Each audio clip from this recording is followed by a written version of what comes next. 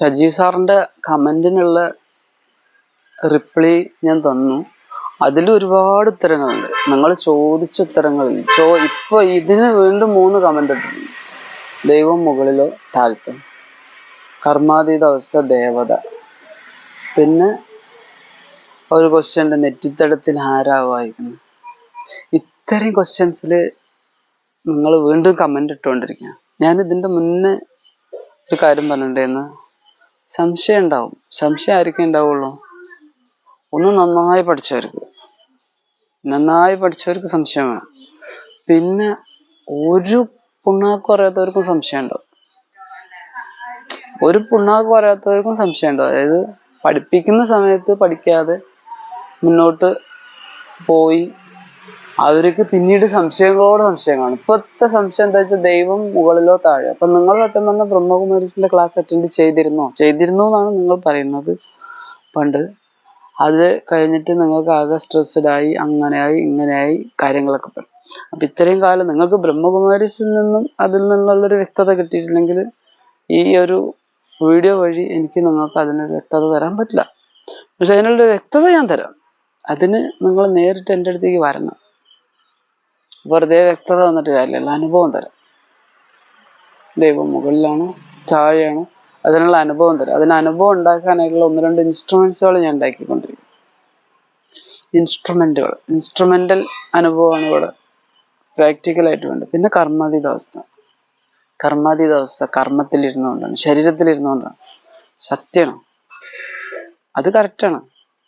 പക്ഷെ അത് ദേവതകൾക്ക് ലഭിക്കും. അതിനു മുന്നായിട്ട് നമ്മൾ ബ്രാഹ്മണർ, അത് കേട്ടിട്ടുണ്ടാവും, ബ്രാഹ്മണർ അതിന്റെ അനുഭവം ചെയ്യണം. ചെയ്ത് അതാണ് 21 ജന്മം. അതിനെപ്പറ്റി കുറച്ചും കൂടി മനസ്സിലാക്കണമെങ്കിൽ ഇത് പഠിച്ചാലേ മനസ്സിലാക്കാൻ പറ്റുള്ളൂ. അല്ലാതെ ഒന്നും ശരിക്കും പഠിക്കാതെ ഒരു വെറും ബുദ്ധൂസായിട്ട് ചോദ്യങ്ങൾ ചോദിച്ചാൽ ഇതിന് എത്ര ഉത്തരം തന്നാലും, നിങ്ങൾക്ക് ഒരു 250 എപ്പിസോഡിൽ ഉത്തരം തന്നാലും നിങ്ങളുടെ സംശയം തീരില്ല. അതേ പറഞ്ഞ എന്തെങ്കിലും പഠിച്ചിട്ട് അതിനെപ്പറ്റി സംശയം ചോദിച്ചു കഴിഞ്ഞാൽ അത് ക്ലിയർ ആക്കിക്കൊണ്ടേയിരിക്കും. ഒന്നും പഠിക്കാത്തവൻ അവൻ അവസാനം വരെ സംശയം ഉണ്ടാവും. 2 കൂട്ടർക്കും സംശയം ഉണ്ടാവും. ഈ പഠിച്ചുകൊണ്ടിരിക്കണ എനിക്ക് സംശയമുണ്ട്. ഇനിയിപ്പോ പഠിച്ചുകൊണ്ടിരിക്കണ നിങ്ങളുടെ BKSൽ ബ്രഹ്മകുമാരീസിൽ പോയിട്ട് ഓരോരുത്തരോട് ക്വസ്റ്റ്യൻ ചോദിച്ചു നോക്കൂ. അവർക്ക് അനവധി സംശയങ്ങളാ. PBK അഡ്വാൻസ്ഡ് ഇതിലുള്ള അവരോട് സംശയം ചോദിച്ചു നോക്കൂ. അവർക്കും അനവധി സംശയങ്ങളാണ്. കാരണം അവർക്കും ക്ലാരിറ്റി ഇല്ലാത്ത പല കാര്യങ്ങളും ഇപ്പോഴും ഉണ്ട്. അവരും ക്ലാസ് എടുക്കുന്നുണ്ട്, എന്നാലും ചില കാര്യങ്ങൾ അവർ തന്നെ പറയും അതിപ്പോ ക്ലാരിറ്റി ആയിട്ടില്ല. അപ്പൊ നമ്മളും പറയാം ആ ശരിയാണ്, സമയമുണ്ടല്ലോ 2076 വരെ സമയമുണ്ടല്ലോ എന്ന് അവരും പറയും. കാരണം ഇപ്പൊ 2076 നടക്കേണ്ട സംഭവം ഇപ്പൊ ഈ 2023 പറഞ്ഞു തന്നിട്ട് എന്താ കാര്യം? ഏറെക്കുറെ സൂചനകളെ ഇപ്പൊ തരുള്ളൂ. 5000 വർഷത്തെ ഡ്രാമ. ഇത് കൃത്യമായിട്ട് പഠിച്ച് അണ്ടർസ്റ്റാൻഡിങ് ആവുന്ന ഒരാൾക്ക് വരുന്ന സംശയം, ഇത് കേട്ടിട്ട് ഇതിന്റെ ഒരു കാര്യം ഉൾക്കൊള്ളാതെ, ഒന്നും മനസ്സിലാക്കാതെ, ഒന്നും പഠിക്കാതെ വരുന്ന ഒരാളുടെ സംശയം. സത്യയുഗം, ത്രേതായുഗം, ദ്വാപരയുഗം, കലിയുഗം. നിങ്ങളുടെ കമന്റ് ശരിക്കും പറഞ്ഞു കഴിഞ്ഞാൽ സംശയങ്ങളാണ്. അത് തീർത്തു തരാൻ നമ്മളെ പോലുള്ള, ഇനി ഞാനാണെങ്കിൽ അല്ലെങ്കിൽ മറ്റാരെങ്കിലും ആണെങ്കിൽ ബാധ്യസ്ഥരാണ്. ദൈവം മുകളിലോ താഴെയോ, ഇതൊരു പബ്ലിക് ആയിട്ടുള്ള പ്ലാറ്റ്ഫോമാണ്. ഇപ്പം ഞാൻ ദൈവം മുകളിലാണെന്ന് പറഞ്ഞാലും എതിർക്കാൻ ഒരുപാട് പേരുണ്ടാവും. ഞാൻ ദൈവം താഴെയാണെന്ന് പറഞ്ഞാലോ അതിനെതിർക്കാൻ ഒരുപാട് പേരുണ്ടാവും. ദൈവം സർവ്വവ്യാപിയാണെന്ന് പറഞ്ഞാലോ അതിനെതിർക്കാൻ ഒരുപാട് പേരുണ്ടാവും. ഇപ്പൊ ഞാൻ അതിനുള്ളൊരു ഉത്തരം തരുന്നില്ല. എനിക്ക് അണ്ടർസ്റ്റാൻഡിങ് ആയത് എന്താണോ അത് എൻ്റെ ഉത്തരം. ഇനി നിങ്ങൾക്ക് അണ്ടർസ്റ്റാൻഡിങ് ആയിട്ടുള്ള എന്താണോ, അതായത് നിങ്ങൾ പഠിച്ചിട്ട് അണ്ടർസ്റ്റാൻഡിങ് ആയാലും ശരി, പഠിക്കാതെ അണ്ടർസ്റ്റാൻഡിങ് ആയാലും ശരി, മനസ്സിലാക്കിയാലും ശരി, അതാണ് നിങ്ങളുടെ ഉത്തരം.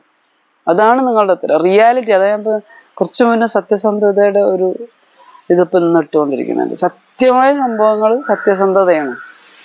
അത് ദൈവത്തിനും പറയാം, നമ്മൾ മനുഷ്യർക്കും പറയാം.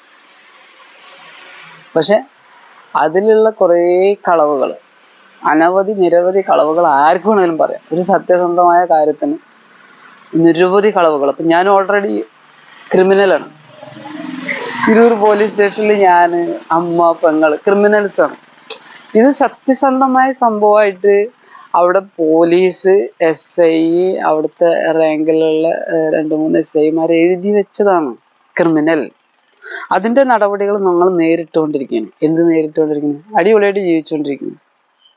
അവർക്ക് നമ്മൾ എന്തായാലും ചെയ്യാൻ പറ്റില്ല. എന്തെന്ന് വെച്ചാല് ഇതുവരെ ഒന്നും ചെയ്യാൻ പറ്റിയില്ല. അത് ജസ്റ്റ് അവിടെ പോയി ഒരു പേപ്പർ 41 എന്ന് പറഞ്ഞൊരു പേപ്പറിൽ ഞാൻ എൻ്റെത് ഒപ്പിട്ട് കൊടുത്തു.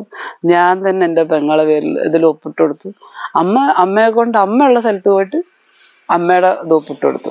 നമ്മളെ ക്രിമിനലാക്കി. വളരെ സിമ്പിളാണ്. ഈ 41 എന്ന പേപ്പറിൽ ഒപ്പിട്ട് കൊടുത്തു. ആധാറിന്റെ ഫോട്ടോസൊക്കെ നമ്മൾ ഈ തിരൂർ പോലീസ് സ്റ്റേഷനിലേക്ക് അയച്ചു കൊടുത്തു. വളരെ സത്യസന്ധമായിട്ട് അവർ നമ്മളെ ക്രിമിനലാക്കി. അന്വേഷണമില്ല. വീട്ടിൽ വന്ന് അന്വേഷിക്കേ അല്ലെങ്കിൽ നാട്ടിൽ വന്ന് അന്വേഷിക്കേ ഒന്നുമില്ല. അവരങ്ങോട്ട് നമ്മളെ ക്രിമിനലാക്കി. ഇത്രയേ ഉള്ളൂ പോലീസുകാരെ കാര്യം. ഈ പോലീസുകാരുണ്ടാക്കി തീർക്കുന്ന ഓരോരോ കാര്യങ്ങളും റിയൽ ആയിട്ട് എല്ലാം എന്ന് പറയാൻ വയ്യട്ടെ, റിയൽ ആയിട്ട് പറഞ്ഞു കഴിഞ്ഞാൽ ഒരു തരം നാടകമാണ്. അവർക്കാണ്ട് ഒരു പരാതിയും കൊടുത്ത് കുറച്ച് പൈസയും കൊടുത്തു കഴിഞ്ഞാൽ, പൈസ ഏതെങ്കിലും വകുപ്പിൽ അവർക്ക് എത്തിയാൽ മതി. അത് കോടതി വഴി എത്തിയാലും ശരി. കാരണം ഈ ഒരു കേസിന് വേണ്ടിയിട്ട് ഇവളും എൻ്റെ എതിർകക്ഷി അവരും മറ്റുള്ളവരും തമ്മിൽ നന്നായിട്ടൊന്ന് പോലീസ് സ്റ്റേഷൻ വഴി നേരിട്ട് പോയി നോക്കി. DYSP, SP എല്ലാ വഴിയും പോയി നോക്കി. കിട്ടിയില്ല. അങ്ങനെയാണ് അവർ എന്ത് ചെയ്ത് പൈസ എറിഞ്ഞ് ആർക്ക്? കോടതിയിലേക്ക്. നമ്മുടെ തിരൂർ പോലീസ് സ്റ്റേഷൻ ബഹുമാനപ്പെട്ട കോടതിയിലേക്ക് എത്ര ലക്ഷം എറിഞ്ഞെന്ന് നമുക്കറിയില്ല. എത്ര ലക്ഷം എറിഞ്ഞെന്ന് നമുക്കറിയില്ല. അതിനുള്ള വകുപ്പുണ്ട്. അങ്ങനെയാണ് കോർട്ട് എൻഡോഴ്സ്മെന്റ് വഴി ആണ് നമുക്കെതിരെ കേസെടുത്തിട്ടുള്ളത്. കോടതി പറഞ്ഞാൽ ആർക്കെതിരെയും കേസിടുള്ളൂ. ആർക്കെതിരെയും കേസിടുക അത് സാധാരണ കോടതി. ഇനി അതിന് എന്താ പറയുക, ക്വാഷ് ചെയ്യാനുള്ള വകുപ്പുണ്ട് ഹൈക്കോടതിയിലേക്ക് അതിന് പോകണം. അതിന് പോകാൻ വേണ്ടിയിട്ട് ഞാൻ ഈ പേപ്പറിൽ, അതായത് ഇതിന്റെ കേസും ഗുണ്ടാവണ്ടികളും കിട്ടാൻ വേണ്ടിയിട്ട് എഴുതി കൊടുത്തിട്ട് കാലം കുറയായി. പൈസ കിട്ടിയിട്ടാണല്ലോ അവരവിടെ കേസിട്ടുള്ളത്. തീർച്ചയായിട്ടും അവർ അതിന്റെ കേസിന്റെ നടപടികളും നടത്തുന്നതിൻ്റെ ഇടയിൽ നമുക്ക് തരില്ല. ഒരുപാട് ലേറ്റ് ആക്കിച്ചു. എത്ര ലേറ്റ് ആക്കിച്ചോട്ടെ, ഒരു 5-10 കൊല്ലം അവർ ലേറ്റ് ആക്കിച്ചാലും ഞാനിത് ഹൈക്കോടതിയിൽ കോഷ് ചെയ്യാൻ പോകും. കാരണം എൻ്റെ അടുത്ത് കുറച്ച് സത്യസന്ധമായ കാര്യങ്ങളുണ്ട്. ആ കാര്യങ്ങൾ വെച്ചിട്ട് ഞാൻ പോകും. സത്യസന്ധത വിജയിക്കുമോ എന്നൊന്നും പറയാൻ പറ്റില്ല. കാരണം സത്യസന്ധത വിജയിക്കാൻ കുറച്ച് പണി.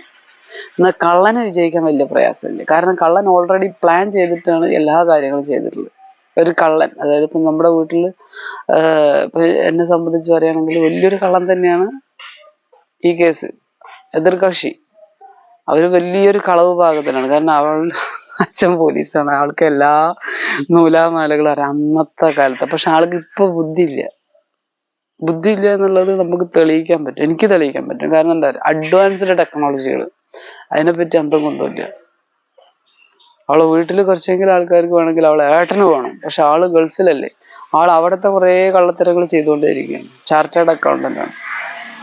അവിടെ എങ്ങനെ കോടികൾ മറിക്കാം എന്നുള്ള ലെവലിലുള്ള ഫുൾ കളവും ചെയ്യുമ്പോൾ സത്യസന്ധമായ ഒരു വഴി അവർക്ക് അറിയില്ല. അപ്പൊ അവരുടെ രീതിയിൽ ചെയ്യട്ടെ. ഇതേപോലെ തന്നെ നമ്മളുടെ ഈ ക്വസ്റ്റ്യൻസ്, ഇതിൽ കുറെ കാര്യങ്ങളുണ്ട്. ദൈവം മുകളിലാണോ താഴെയാണോ എന്തോ ആവട്ടെ, നിങ്ങൾക്ക് എങ്ങനെയാണോ അനുഭവം കിട്ടുന്നത് അതുപ്രകാരം നിങ്ങൾ വിശ്വസിക്കുക. അമ്പലങ്ങളിലാണ്, പള്ളികളിലാണ്, ഇനി ഇതിൽ സർവ്വവ്യാപിയായിട്ടാണ്, മുകളിലാണ്, ഏത് വിധത്തിലാണോ നിങ്ങൾക്ക് അനുഭവം കിട്ടുന്നത് ആ രീതിയിൽ നിങ്ങൾ മുന്നോട്ട് പോകും. ഞാനെന്തിനാ ഇതിനെ ഫോഴ്സ് ചെയ്യണം? ഇപ്പൊ ബ്രഹ്മകുമാരീസിന്റെ പല ക്ലാസ്സുകളും ഓൺലൈനിലുണ്ട്. അതിൽ കൃത്യമായിട്ട് പറയുന്നുണ്ട് മുകളിലാണ്. ഞാനത് തർക്കിക്കുന്നുമില്ല, അംഗീകരിക്കാതിരിക്കുന്നുമില്ല. നിങ്ങൾക്ക് ഏതാണോ അഫോർഡബിൾ അത് സ്വീകരിക്കും.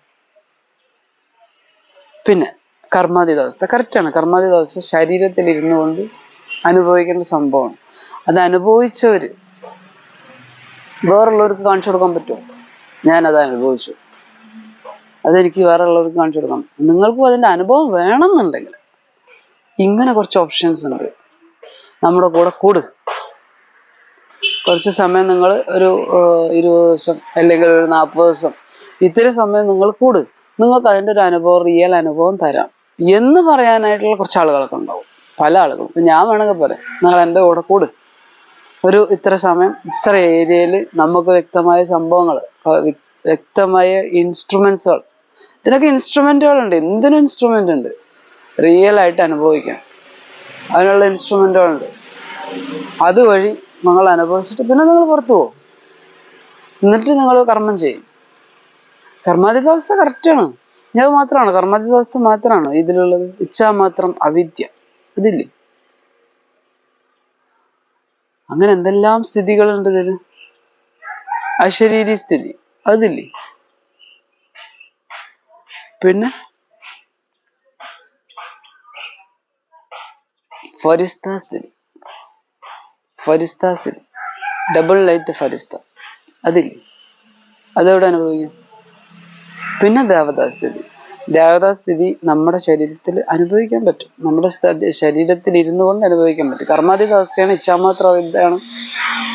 അശരീരി സ്ഥിതി ഉണ്ട്, ഫരിസ്ഥാസ്ഥിതി ഉണ്ട്. അത് മാത്രമാണ് 5 സ്വരൂപങ്ങൾ. അനാദി സ്വരൂപം, ആത്മസ്വരൂപം, ആദി സ്വരൂപം, ദേവതാ സ്വരൂപം, മധ്യസ്വരൂപം, പൂജ്യസ്വരൂപം, അന്തിമ സ്വരൂപം, ബ്രാഹ്മണ സ്വരൂപം, ലാസ്റ്റ് ഫരിസ്ഥ സ്വരൂപം. 5 സ്വരൂപങ്ങൾ അനുഭവിക്കും. അത് ഈ കർമാതീത അവസ്ഥയിൽ, ഇച്ഛാമാത്ര വിദ്യയിൽ, അശരീരി സ്ഥിതിയിൽ ഇതിൽ അനുഭവിക്കാനുള്ളതാണ്. അത് ആരനുഭവിക്കും? എല്ലാവർക്കും അനുഭവിക്കാൻ എന്നുള്ള സമയം ഉണ്ടാവില്ല. ഈ അറിഞ്ഞ് പഠിച്ചവൻ അനുഭവിക്കും. അറിഞ്ഞ് പഠിച്ച് പ്രാക്ടിക്കൽ ചെയ്തുകൊണ്ടിരിക്കുന്നവർ അതിന് അതിൻ്റെതായ വ്യക്തമായ സാഹചര്യങ്ങൾ ഒരുക്കിയ സ്ഥലങ്ങളിൽ പോയിട്ട് അനുഭവിക്കാൻ പറ്റും. ഇനി അവന് സാഹചര്യം ഒരുക്കിയിട്ടും അനുഭവിക്കാൻ പറ്റും. അത് ആർക്ക് വേണമെങ്കിലും അനുഭവിക്കാം. അനുഭവമാണ് കർമാതീത അവസ്ഥ എന്ന് പറഞ്ഞ അനുഭവം. പിന്നെ നെറ്റിത്തടത്തിലെ കാര്യം ഞാനിപ്പോ ഈ ഒരു ബ്രഹ്മകുമാരീസിന്റെ ഈ ഒരു കാര്യത്തിലേ നിങ്ങളുടെ ക്വസ്റ്റ്യൻസ് വേറെ വേറെ രീതിയിലേക്ക് പോയിക്കൊണ്ടേയിരിക്കും. നിങ്ങൾ ആദ്യം ചോദിച്ച പല ക്വസ്റ്റ്യൻസും പല കാര്യങ്ങളും എന്ത് പറഞ്ഞാൽ വെച്ചാല് നിങ്ങൾ ഒരു അനുകൂലമായ സാഹചര്യത്തിൽ നിന്ന് ചോദിക്കുന്നതാണെന്ന് തന്നെ എനിക്ക് മനസ്സിലായത്. പക്ഷെ നിങ്ങൾ ശരിക്കും പറഞ്ഞു കഴിഞ്ഞാൽ ഇപ്പോൾ പ്രതികൂല സാഹചര്യത്തിലാണ്. അതായത് പഠിച്ചിട്ട് ചോദിക്കുക, നിങ്ങൾ ഓരോ കാര്യങ്ങൾ പഠിച്ചിട്ട് ചോദിക്കും. അപ്പൊ അതിനൊരു ഉത്തരം തരുമ്പോൾ അതിനൊരു രസമുണ്ട്. പക്ഷെ മറ്റൊരു കാര്യം, ഞാനിപ്പോ ഇത്രയും സമയം പറഞ്ഞത് ഈ കമന്റുകളുടെ ഉത്തരം തന്നെയാണ്. ഇത് ഇത്രയും സമയം പറഞ്ഞതും കമന്റുകളുടെ ഉത്തരം. സത്യസന്ധമായിട്ട് പറഞ്ഞു തരുമ്പോഴേ അതിന് കാര്യമുള്ളൂ. പക്ഷെ ഞാൻ സത്യസന്ധമായിട്ട് നിങ്ങളോട് റിയൽ കാര്യങ്ങൾ പറയുമ്പോൾ നിങ്ങൾക്ക് അടുത്ത ഉൾട്ടാ ക്വസ്റ്റ്യൻസ് ചോദിക്കാൻ പറ്റും.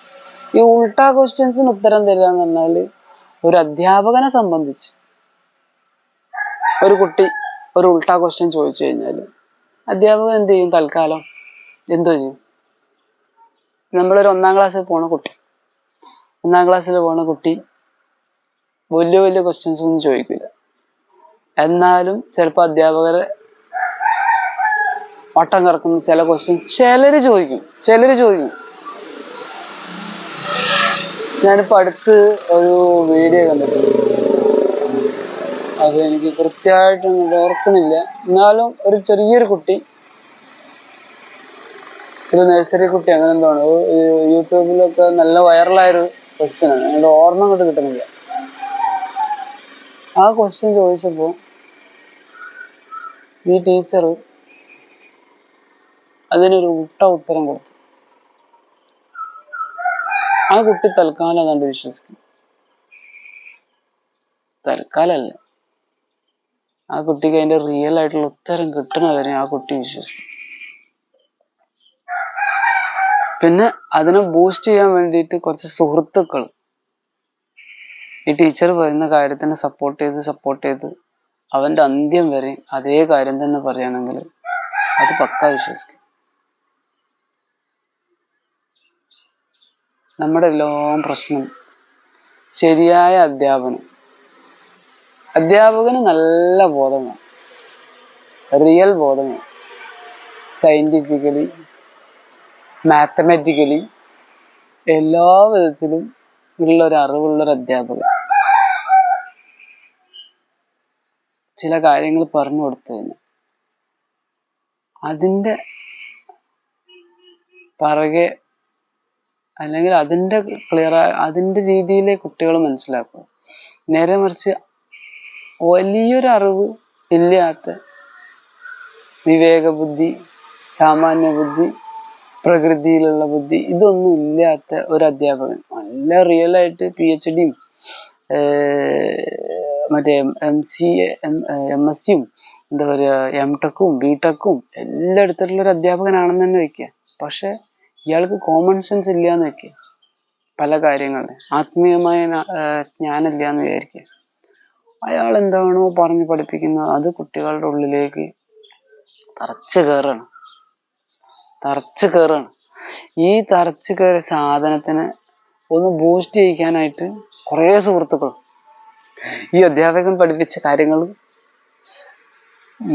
മനസ്സിലാക്കി അതിനെ ബൂസ്റ്റ് ചെയ്യിക്കാനായിട്ട് കുറേ സുഹൃത്തുക്കളും പിന്നെ കുടുംബങ്ങളിലുള്ളവരും അവരൊക്കെ തന്നെ സംഭവം.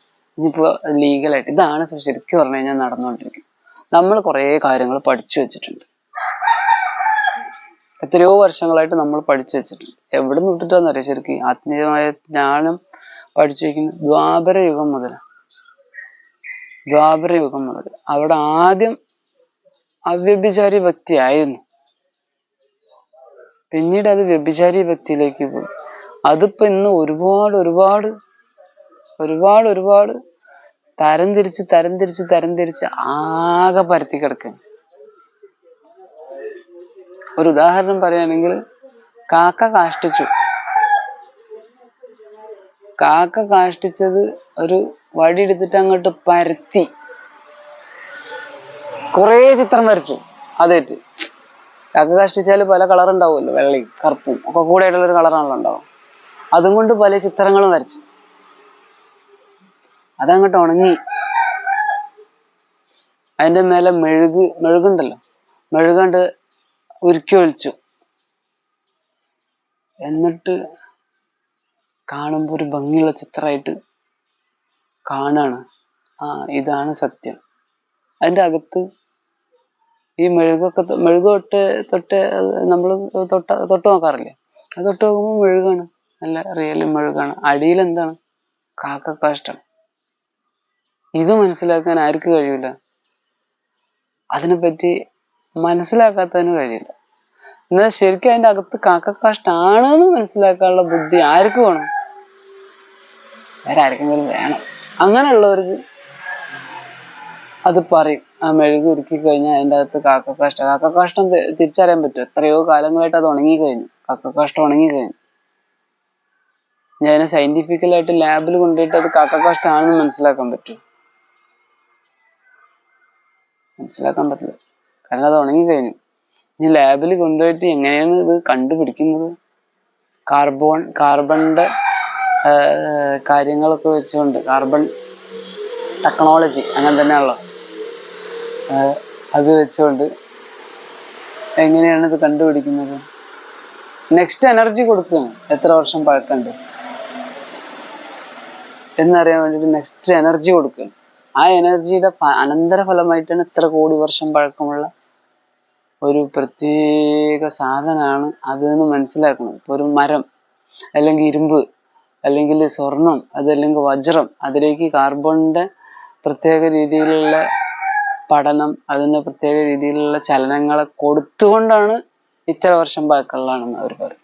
സത്യം തന്നെയല്ലേ? അവർ പറഞ്ഞത് സത്യമല്ലേ? ഇത്ര ലക്ഷം വർഷം പഴക്കമുള്ള ഒരു ഇരുമ്പാണ്, അല്ലെങ്കിൽ ഇത്ര കോടി വർഷമുള്ള ഒരു വജ്രാണ് എന്ന് പറഞ്ഞാൽ സത്യം തന്നെയല്ലേ? സത്യം തന്നെയാണത്. വർഷങ്ങളും കോടാനുകോടി വർഷങ്ങളും ഒക്കെ പഴക്കമുള്ള സാധനങ്ങൾ തന്നെയാണ് ഇവിടെ ഉള്ളതൊക്കെ.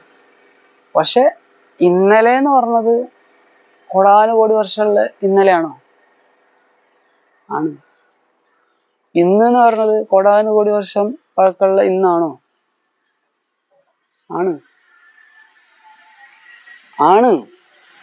ഇതാണ് സത്യസന്ധമായിട്ടുള്ള കാര്യങ്ങൾ ശരിക്കും മനസ്സിലാക്കണം എന്ന് പറഞ്ഞത്. അതായത് ഇത് ഒരു നത്തിങ് ന്യൂ ആണ്. അത് ആണ് ആദ്യം മനസ്സിലാക്കേണ്ടത്. ഇത് ഞാൻ ആദ്യമായിട്ട് ചെയ്യുന്നതല്ല, നിങ്ങൾ ആദ്യമായിട്ട് ചോദിക്കുന്ന ക്വസ്റ്റ്യൻ അല്ല. എത്രയോ കോടി വർഷങ്ങൾ ഈ കൽപ്പം വരുമ്പോൾ ഈ വ്യക്തി, സജീവ് എന്ന് പറഞ്ഞ വ്യക്തി, ഈ സനൽ എന്ന് പറഞ്ഞ വ്യക്തി, ഇതിവിടെ റിപ്പീറ്റ് ആയിക്കൊണ്ടേയിരിക്കുന്നതാണ്. എത്രയോ കോടി വർഷങ്ങൾ അതാത് കൽപ്പങ്ങളിൽ അതാത് ദിവസങ്ങളിൽ നമ്മൾ അഭിനയിക്കുന്ന പാർട്ടാണത്. ഇപ്പോഴത്തെ ഇലോൺ മസ്ക് ആണെങ്കിലും ശരി, പ്രധാനമന്ത്രി നരേന്ദ്രമോദി ആണെങ്കിലും ശരി, രാഷ്ട്രപതി ദ്രൗപദി മുർമു ആണെങ്കിലും ശരി, ഓരോരുത്തർക്കും അവരവരുടെ പാർട്ട് കൃത്യമായിട്ട് കൽപ്പ അവതരിപ്പിക്കും. സത്യസായി ബാബ ഇത് കൃത്യമായൊരു സമയം എത്തുമ്പോൾ ആള് ജന്മം എടുക്കും, ആള് അനവധി അത്ഭുതങ്ങൾ കാണിക്കും, ശരീരം വിടും. ഇന്നിപ്പോ നമ്മുടെ കരുണാകര ഗുരു, ഞാൻ പഠിത്തൊന്ന് പോയിരുന്നു ആളുടെ അവസ്ഥ എന്താ? ഇന്ന സമയത്തുമ്പോൾ ആള് ജന്മം എടുക്കും, ആൾ എന്തൊക്കെ അത്ഭുതങ്ങൾ കാണിക്കണോ അതൊക്കെ കാണിക്കും, ആള് ആത്മപ്രകാശമായി. അങ്ങനെയാണ് അവിടെ പറയുന്നത്. ആത്മപ്രകാശം എന്നല്ല, എന്താ സമ്പൂർണ്ണ പ്രകാശമായി, അങ്ങനത്തെ ഒരു ഇതിലാണ് അവിടെ പറയുന്നത്. ചിലയിടത്ത് എന്താ പറയാ, സമാധിയായി, ചിലയിടത്ത് ആത്മപ്രകാശമായി. നമ്മൾ നോർമലി പറയുമ്പോ എന്താ പറയാ, മരണപ്പെട്ടു. ഒക്കെ ഒന്ന് തന്നെയാണ് സംഭവിക്കുന്നത്, പക്ഷെ ഓരോന്നിന്റെ അവസ്ഥ വേറെ പറയാണ്. കൊലപാതകം ചെയ്ത് മരണപ്പെടുന്നുണ്ട്, ആത്മഹത്യ ചെയ്ത് മരണപ്പെടുന്നുണ്ട്. നോർമലി പ്രായമായി ജീവിക്കാൻ വേണ്ടിയുള്ള മാക്സിമം ശ്രമങ്ങളും നടത്തി അതിൽ നിന്നും രക്ഷപ്പെടാതെ വൈദ്യന്മാരായിട്ടും ഒക്കെ ഡോക്ടർമാരായിട്ടും അവരൊക്കെ ഒരു ശ്രമം നടത്തിയിട്ട് പിന്നെ അതിൽ നിന്ന് റിക്കവർ ആവാതെ മരണപ്പെടുന്നവരുണ്ട്. പിന്നുള്ളതാണ് ഈ സമാധി കഴിഞ്ഞ ആത്മപ്രകാശം. അതുപോലുള്ള വേറൊരു അവസ്ഥയാണ് ഫരിസ്ത സ്വരൂപം, നിർവാണധാമം പോവുക, സമ്പൂർണ്ണ സ്ഥിതിയിലേക്ക് എത്തുക. അത് വേറെ സ്റ്റേജുകളോട് വേറെ ഉണ്ട്. മരണം തന്നെയാണ് നടക്കുന്നത്, പക്ഷെ സ്റ്റേജുകളാണ്, വ്യത്യസ്ത സ്റ്റേജുകൾ. ഓരോ വ്യക്തികൾക്കും നടക്കുന്നത് മരണം തന്നെ, സ്റ്റേജ് വ്യത്യാസമുണ്ട്. അതാണ് കർമാതീതാവസ്ഥ. എല്ലാവർക്കും ഉള്ളതല്ല കർമാതീതാവസ്ഥ, ചിലർക്കുള്ളത് തന്നെ. ദൈവം മുകളിലോ താഴെ എന്താവട്ടെ എനിക്ക് കാണിച്ചു തരാൻ പറ്റില്ല. ബ്രഹ്മകുമാരീസിൽ നിങ്ങൾ ഏറ്റവും തലപ്പത്തുള്ളവരോട് ഇതേ ക്വസ്റ്റ്യൻ ചോദിച്ചിട്ട് ഏതൊക്കെ രീതിയിൽ ചവിട്ടി കുത്തി ചോദിച്ചാൽ അവർക്കും കാണിച്ചു തരാൻ പറ്റില്ല. ദൈവത്തിനോട് ചോദിച്ചാൽ ദൈവത്തിനും കാണിച്ചു തരാൻ പറ്റില്ല. അതാണ് അദൃശ്യം എന്ന് പറഞ്ഞ സാധനം മനസ്സിലാക്കണമെങ്കിൽ നമ്മളും അദൃശ്യമാവണം. എവിടെ അദൃശ്യമാവണം? അവിടെയാണ് ഇച്ഛാമാത്ര വിദ്യ, കർമാതീതാവസ്ഥ, അശരീരി സ്ഥിതി, അതുപോലെ പരിസ്ഥ സ്ഥിതി, ഇതൊക്കെ വരുന്നത്. നല്ല പണിയുണ്ട്. അതിനു വേണ്ടിയിട്ട് പ്രയത്നിക്കാനായിട്ട് ഇറങ്ങിക്കഴിഞ്ഞാലോ നടക്കും ചെയ്യും. നമ്മളെ ഉള്ളില് ഉൾട്ടാ ക്വസ്റ്റ്യൻസ് ആയിട്ട് വരികയാണെങ്കിൽ സത്യം പറഞ്ഞാല് എനിക്ക് ഇനി മുതൽ അതിനുള്ള ഉത്തരം തരാതിരിക്കേണ്ടി വരും. നേരെ മറിച്ച് നിങ്ങൾ അറിയുന്ന കാര്യങ്ങൾ നന്നായിട്ട് അറിഞ്ഞിട്ട് അതിനെപ്പറ്റി പ്രാക്ടിക്കൽ ചെയ്തിട്ട് വരൂ എന്നേ എനിക്ക് പറയാനുള്ളൂ. ഇനി ഇമാതിരി ഉൾട്ടാ ക്വസ്റ്റ്യൻസ് ആയിട്ട് എൻ്റെ അടുത്തേക്ക് വന്നിട്ട് ഒരു കാര്യം ഉണ്ടാവില്ല. ഞാൻ അതിന് റിപ്ലൈ തരില്ല. കാരണം ഞാൻ നിങ്ങൾക്ക് കുറേ റിപ്ലൈ തന്നു കഴിഞ്ഞു. അതിലൊക്കെ എന്താ പറയാ, റിയാലിറ്റി ഉണ്ട്. കാരണം എനിക്ക് ഉൾട്ടാ ക്വസ്റ്റ്യൻസ് ഉത്തരം തരേണ്ട ഒരു സമയം എനിക്കില്ല. ഞാൻ ചെറിയ വീഡിയോസ് ചെയ്ത് മുന്നോട്ട് പോകാൻ മാത്രം ആഗ്രഹിക്കുന്ന ഒരു വ്യക്തി. ഒരു വ്യക്തിനെ സംബന്ധിച്ച് ഉൾട്ടാ ക്വസ്റ്റ്യൻസ് നിങ്ങൾ ചോദിച്ചോട്ടെ, ഏത് രീതിയിൽ വേണമെങ്കിലും ചോദിച്ചോ, കുഴപ്പമില്ല. പക്ഷെ എനിക്ക് ഇനി ഉത്തരം തരാനുള്ള സമയമില്ല, കാരണം എനിക്ക് വേറെ പണികൾ വേറെ. പക്ഷെ എന്നാലും നമ്മുടെ കൂടെ ഈ വീഡിയോന്റെ കൂടെ നിങ്ങൾ വരുന്നത് കൊണ്ട് എനിക്ക് ഇഷ്ടമാണ്. നിങ്ങളുടെ കമന്റുകൾ ഇഷ്ടമാണ്. അതിൽ റിയൽ ആയിട്ടുള്ള ക്വസ്റ്റ്യൻസ് ചോദിക്കും. കാരണം എന്താ പറയുക, റിയൽ ആയിട്ടുള്ള ക്വസ്റ്റ്യൻസ് ചോദിക്കുമ്പോൾ അതിനുള്ള ഉത്തരം തരാൻ വേണ്ടിയിട്ട് ഞാൻ കുറച്ച് ചിന്തിക്കണം. അപ്പോൾ അതിനുള്ള ഉത്തരം ചിലപ്പോൾ ഒരു ദിവസം കൊണ്ടോ അല്ലെങ്കിൽ 2 ദിവസം കൊണ്ടോ, ഇതല്ലെങ്കിൽ ചിലപ്പോൾ ഒരു മാസം കഴിഞ്ഞിട്ടാവും ഞാൻ ഉത്തരം തരാം. പക്ഷെ ശരിയായിട്ട് പഠിച്ചിട്ട് ഒരു കാര്യം, എത്രയോ വർഷങ്ങളായിട്ട് നിങ്ങളും കേട്ടിട്ടുണ്ട് ബ്രഹ്മകുമാരീസിന്റെ കാര്യങ്ങൾ, നിങ്ങൾ പറഞ്ഞതാണ്. ഞാനും ബ്രഹ്മകുമാരീസിന്റെ കാര്യങ്ങൾ കുറെ കേട്ട. എന്നിട്ട് നിങ്ങൾ ഈ ക്വസ്റ്റ്യൻ ചോദിക്കുമ്പോൾ ഇതൊരു തരത്തിൽ സത്യം പറഞ്ഞാല് ഫുൾ കൺഫ്യൂസ്ഡ് ആക്കുന്ന സംഭവമായി മാറും. ചോദിക്കണ്ടെന്ന് ഞാൻ പറയില്ല, ചോദിച്ചിട്ടോ കുഴപ്പമില്ല. അതിന്റെ ഉത്തരം തരുന്ന കാര്യം ഇപ്പൊ ഇത്രയും റിയൽ ആയിട്ട് ഒരുപാട് സ്ട്രെസ് എടുത്തിട്ട് ഞാൻ ഉത്തരം തരണ്ടേ? ഞാൻ എത്ര സമയം ഇതിനെപ്പറ്റി ചിന്തിക്കണം? എനിക്ക് ഓൾറെഡി ചിന്തിക്കേണ്ടാത്ത ഒരൊറ്റ കാര്യമുള്ളൂ, യോഗം ചെയ്യാൻ. എനിക്ക് കിട്ടിയത് ജ്ഞാനാണ്, അറിവാണ്. അത് വെച്ചിട്ട് എനിക്ക് യോഗം ചെയ്യാനാണ് എനിക്ക് ചിന്തിക്കേണ്ടത്. പിന്നെ ധാരണ, നന്നായി ചിന്തിച്ച് ചെയ്യേണ്ട സംഭവം. പിന്നെ സേവനം ഇപ്പൊ ചിന്തിച്ച് ചെയ്യേണ്ട കാര്യമാണ്. കാരണം ഇതിലൊക്കെ വേസ്റ്റേജുകൾ വരുന്നുണ്ട്. ജ്ഞാനം നമുക്ക് കിട്ടി, അതിൽ കുറേ വേസ്റ്റുകളുണ്ട്. അതിനെ ക്ലാരിറ്റി ചെയ്യണം. കാരണം കിട്ടിയ ജ്ഞാനം എന്ന് പറഞ്ഞാൽ അതിൽ കുറച്ച് വേസ്റ്റുകൾ എന്ന് പറഞ്ഞാൽ ഉൾട്ടാ കാര്യങ്ങൾ കുറച്ച് അതിൽ പഠിപ്പിച്ച് വെച്ചിട്ടുണ്ട്. പിന്നെ യോഗം ചെയ്യണത് ജ്ഞാനത്തിനെ ബേസ് ചെയ്തുകൊണ്ട്. പക്ഷെ അനുഭവം എന്താണ്? അതാണ് നമുക്ക് യോഗത്തിലൂടെ കിട്ടുക. ഓർമ്മ, അതിൻ്റെ അനുഭവം. അപ്പൊ അത് നിങ്ങളിപ്പോൾ ചോദിച്ച ക്വസ്റ്റ്യൻസിന്റെ ഉത്തരം ഞാൻ പറഞ്ഞില്ല, എനിക്ക് തരാൻ പറ്റൂല. ശരിക്കും പറഞ്ഞു കഴിഞ്ഞാൽ ദൈവം മുകളിലോ താഴെയോ, പലർക്കും പല അഭിപ്രായം. അവനവനിൽ തന്നെ ഇരിക്കുന്നവനാണ് ശിവൻ എന്നൊരു അഭിപ്രായക്കാർ വേറെ, സർവവ്യാപിയാണ് ശിവൻ എന്നൊരു അഭിപ്രായക്കാർ വേറെ. ഇതൊക്കെ ഉണ്ടെങ്കിലും ഓരോരുത്തർക്കും ഓരോ അനുഭവം ഉണ്ടാവും. അപ്പൊ എനിക്കൊരു അനുഭവം കിട്ടുന്നുണ്ട്, അത് എനിക്കൊരു കാരണവശാലും വേറൊരാൾക്ക് കൊടുക്കാൻ പറ്റില്ല. എൻ്റെ അനുഭവം, അതിന്റെ റിയൽ സ്വരൂപം എനിക്ക് വേറെ ആൾക്ക് കൊടുക്കാൻ പറ്റില്ല. പക്ഷെ എൻ്റെ അനുഭവത്തിന്റെ ഒരു പ്രഭാവം വേറുള്ളവർക്ക് കിട്ടും. അത് കിട്ടും. അതിന്റെ ഉദാഹരണം ഞാൻ പറഞ്ഞുതരാം. പിന്നെ ധാരണ, എനിക്കൊരു ധാരണയുണ്ട്. ഈ ധാരണ ഒരു കാരണവശാലും വേറൊരാൾക്കും ധരിക്കാൻ പറ്റിക്കൊള്ളുന്നില്ല. പക്ഷെ ഞാൻ ധരിച്ചതിന്റെ ഒരു പ്രഭാവം വേറുള്ളവർക്ക് കിട്ടും. ഞാൻ ഇച്ചിരി കുരുത്തം കെട്ട ധാരണയാണെങ്കിൽ എൻ്റെ ചുറ്റിലുള്ളവർ കുറച്ച് കുരുത്തം കെട്ട ധാരണക്കാരൊക്കെ തന്നെ ആയിരിക്കും. ഞാൻ കുറച്ച് നല്ല ധാരണയിലാണെങ്കിൽ എൻ്റെ ചുറ്റിലുള്ളവരും കുറച്ച് നല്ല ധാരണയിലൊക്കെ ആയിരിക്കും. പിന്നെ സേവനം, എനിക്ക് എന്ത് സേവനം ചെയ്യണം അതിനൊരു സമയത്ത്. ഇപ്പൊ ഞാനിതാ യൂട്യൂബിലേക്ക് കയറി കുറെ കാലങ്ങളായിട്ട് ഇപ്പൊ ഇതിന്റെ കുറേശ്ശെ കാര്യങ്ങൾ ചെയ്യുന്നുണ്ട്. എന്നിരുന്നാൽ പോലും എൻ്റെ സേവനം സ്റ്റാർട്ടിങ് അല്ല ശരിക്കും ചെയ്യുന്നുണ്ടെന്ന് എനിക്ക് പറയാൻ വയ്യ. ഞാൻ ചെയ്യേണ്ട സേവനത്തിലേക്ക് ഞാൻ എത്തിച്ചേർന്നിട്ടില്ല എന്നേ ഞാൻ പറയുള്ളൂ. കാരണം ഇപ്പൊ സത്യം പറഞ്ഞാൽ മറ്റു മേഘങ്ങൾ മൂടിക്കിടക്കുകയാണ്. ഇപ്പൊ എൻ്റെ വീഡിയോസ് കാണുന്ന വളരെ കുറച്ച് ആൾക്കാർ. ഞാൻ കാണിക്കേണ്ട ആവശ്യമൊന്നുമില്ല. ഞാനല്ല എൻ്റെ വീഡിയോസിനെ മൊത്തത്തിൽ പബ്ലിഷ് ചെയ്യേണ്ട ആവശ്യം. എൻ്റെ വീഡിയോ കണ്ട് അതിഷ്ടപ്പെട്ട് അതിലെന്തോ കാമ്പുണ്ട് എന്ന് പറഞ്ഞിട്ട് മനസ്സിലാക്കിയിട്ട് ബാക്കിയുള്ളവർ വേണം അതിനെ ഷെയർ ചെയ്ത് അതിനെ ബൂസ്റ്റ് ചെയ്യിക്കേണ്ടത്. അല്ലാതെ ഞാനല്ല. ഞാൻ ചെയ്യേണ്ടത് എന്താ, എനിക്ക് പബ്ലിഷ് ചെയ്യാന്നുള്ളതാണ്. പിന്നെ എനിക്ക് വേറെ ഇഷ്ടംപോലെ പണികൾ വേറെ ഉണ്ട്. അത് ഞാൻ കൃത്യമായിട്ട് ചെയ്യാം. അത് ഞാൻ ഇപ്പോൾ കൃത്യമായിട്ട് ചെയ്യുന്നില്ല. അതാണ് ഞാൻ ഇനി ചെയ്യേണ്ടത്. എനിക്ക് സത്യം പറഞ്ഞ ഒരു 3 മിനിറ്റിന്റെ വീഡിയോ ഒരു ദിവസം ചെയ്യാൻ തന്നെ സമയം കിട്ടും. പിന്നെ ഞാൻ പറഞ്ഞല്ലോ, ബാക്കി കുറേ ടെക്നോളജികളുണ്ട്. അതിലേക്കുള്ള കുറേ ഇൻസ്ട്രുമെന്റുകളുണ്ട്. കർമാതീത അവസ്ഥയിലേക്കും ബാക്കിയുള്ളതിലേക്കും ഒക്കെ ഉള്ള കുറേ ഇൻസ്ട്രുമെന്റുകളുണ്ട്. അതിലേക്കുള്ളൊരു ഗവേഷണം, അതിനുള്ളൊരു പണിയാണ് ഇപ്പോൾ ഞാൻ ചെയ്യാൻ പോകുന്നത്. അതുകൊണ്ട് ഒരു 3 മിനിറ്റിന്റെ വീഡിയോ മാത്രം പ്രതീക്ഷിച്ചാൽ മതി. മാക്സിമം പോയ 3 മിനിറ്റ്. അതിനിയും സമയം ഞാൻ മറ്റുള്ള കാര്യങ്ങളിലേക്ക് ഉപയോഗിക്കാൻ തുടങ്ങി അതൊരു മിനിറ്റ്, അത്രേ പ്രതീക്ഷിക്കേണ്ടുള്ളൂ. അല്ലപ്പുറത്തേക്ക് എൻ്റെ അടുത്ത് പ്രതീക്ഷിക്കുക വേണ്ട. പിന്നെ കമന്റുകൾ, എൻ്റെ കമന്റുകൾക്ക് ഉത്തരം ഇപ്പൊ ഞാൻ തരുന്നുണ്ടെങ്കിലും ഭാവിയിൽ എനിക്ക് തരാൻ പറ്റിക്കൊള്ളുന്നില്ല. ഞാൻ പറഞ്ഞേ, 2 ഐറ്റം കമന്റ്, 2 ഐറ്റം രീതിയിലുള്ള മനുഷ്യന്മാരോടാണ്. ഒന്ന് പഠിച്ച് സംശയമുള്ളവർ, രണ്ടാമത്തത് ഒന്നും പഠിക്കാതെ സംശയം മാത്രമായിട്ട് മുന്നോട്ട് പോകും. ഈ ഒന്നും പഠിക്കാതെ സംശയം മാത്രമായിട്ട് മുന്നോട്ട് പോകുന്നവർ ആണ് കൂടുതലുണ്ടാവുക അവരാണ്. അതുകൊണ്ടാണ് ഏറ്റവും കൂടുതലും നല്ലൊരു ശതമാനം പല വീഡിയോകളിലും നെഗറ്റീവ് കമന്റുകൾ കാണും. കാരണം എന്താ വെച്ചാൽ അവർക്ക് അതിനെപ്പറ്റി ഒരു ധാരണ ഉണ്ടാവില്ല. അവരെങ്ങനെയായാലും നെഗറ്റീവ് കമന്റ് ചെയ്തുകൊണ്ടേയിരിക്കും. ഇച്ചിരി ധാരണ ഉള്ളവരാണെങ്കിൽ ഒന്നുകിൽ ലൈക്ക് ചെയ്യും, അല്ലെങ്കിൽ ഒന്നും മിണ്ടാതിരിക്കും.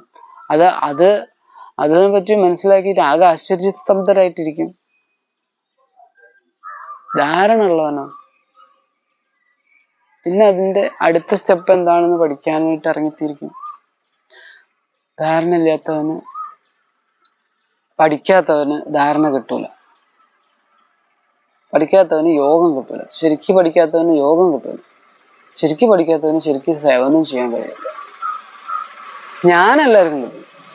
ഞാനിപ്പോ ബ്രഹ്മകുമാരീസിന്റെയോ ഇനിയിപ്പോ PBKന്റെയോ അതല്ല വിഷ്ണു പാർട്ടിയുടെയോ അതല്ലെങ്കിൽ ഓം മണ്ഡലിയുടെ ഏത് പാർട്ടി വഴിയാണെങ്കിലും ഞാനും അവരവർക്ക് ഏത് വിധത്തിലെടുക്കാം. ഇനിയിപ്പോൾ അതൊന്നും അല്ലെങ്കിൽ ഈ പല വഴികളുണ്ട്. സിദ്ധാശ്രമമുണ്ട്, കരുണാകര ഗുരുവുണ്ട്, മറ്റ് പല പല ഗുരുക്കന്മാരുണ്ട്. ഏത് വഴിയിലും പല വിധത്തിലുള്ള ജ്ഞാനം എടുക്കാം.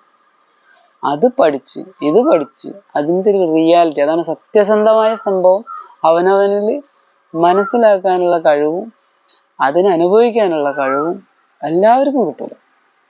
കിട്ടിയവർക്കാണെങ്കിൽ അത് മുഴുവനായിട്ട് എല്ലാവർക്കും പകർന്നു കൊടുക്കാനും പറ്റില്ല. അപ്പൊ ഇനിയും കമന്റ് ഇട്ടോളൂ, കുഴപ്പമില്ല. പക്ഷെ ഒരു കാര്യത്തെ പറ്റിയിട്ട് ശരിക്ക് മനസ്സിലാക്കി വർഷങ്ങളുടെ ഒരു റിസർച്ച് ഉണ്ടായിട്ട് അതിൻ്റെ ഒരു അനുഭവം കിട്ടിയിട്ടുള്ള ഒരു കമന്റ് ആണെങ്കിൽ ആ കമന്റിന് ഞാൻ ഉത്തരം തരാം. അല്ലാത്ത മുടന്തൻ കമന്റുകൾക്ക് ഇനി എൻ്റെ അടുത്ത് നിന്ന് ഉത്തരം കിട്ടും എന്നുള്ളത് പ്രതീക്ഷിക്കണ്ട. ഓക്കെ, അപ്പൊ കാണാം.